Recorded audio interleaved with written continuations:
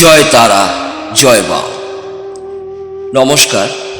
আজ আমি আপনাদের দ্বাদশ জ্যোতির্লিঙ্গের একটি জ্যোতির্লিঙ্গ শ্রী ওঙ্কারেশ্বর সম্বন্ধে জানাব।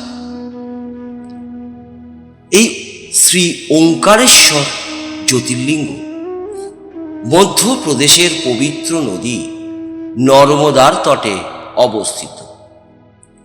এই স্থানে নর্মদা নদী দুই ধারায় বিভক্ত হওয়ায় মধ্যস্থলে একটি ঢিপির সৃষ্টি হয়।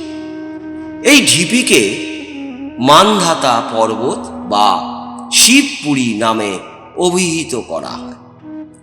নদীর একটি ধারা এই পর্বতের উত্তর দিক দিয়ে আর অপরটি দক্ষিণ দিক দিয়ে প্রবাহিত।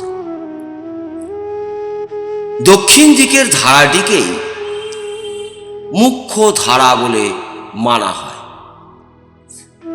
এই মানধাতা পর্বতের উপরেই শ্রী ওঙ্কারেশ্বর জ্যোতির্লিঙ্গ মন্দির অবস্থিত। পূর্বকালে মহারাজ মানধাতা এই পর্বতের উপরে তপস্যা করে ভগবান শিবকে প্রসন্ন করে।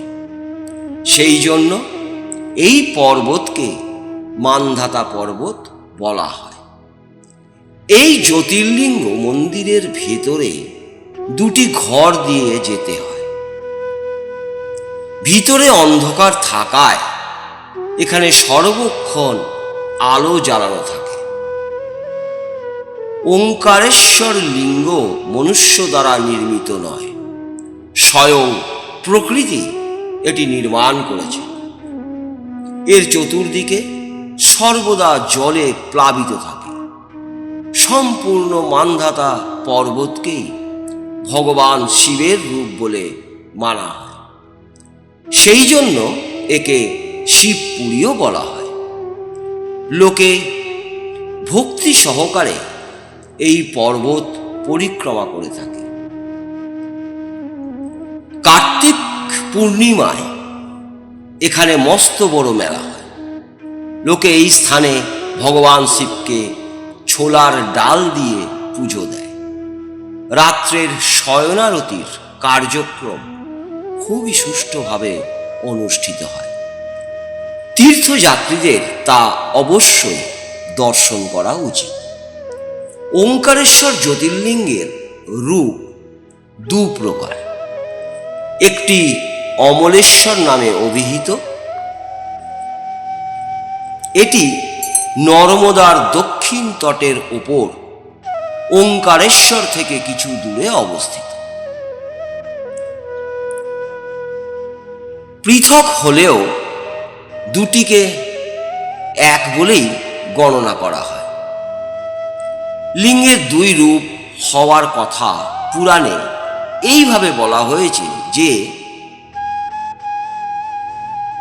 একবার বিন্ধ্য পর্বত পার্থিব অর্চনা সহকারে 6 মাস ধরে ভগবান শিবের জন্য কঠিন তপস্যা করেছিলেন।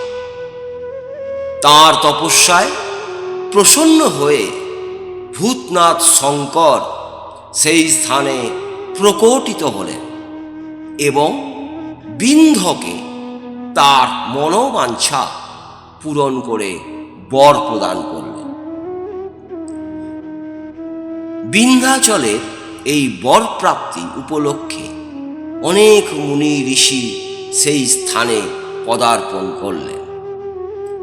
তাঁদের প্রার্থনায় ভগবান শিব তার ওঙ্কারেশ্বর নামক লিঙ্গ দুই ভাগে বিভক্ত করেন।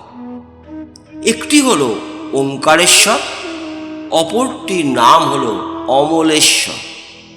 দুটি লিঙ্গের স্থান ও মন্দির পৃথক হলেও উভয়ের সত্তা ও স্বরূপ একই বলে মানা হয়।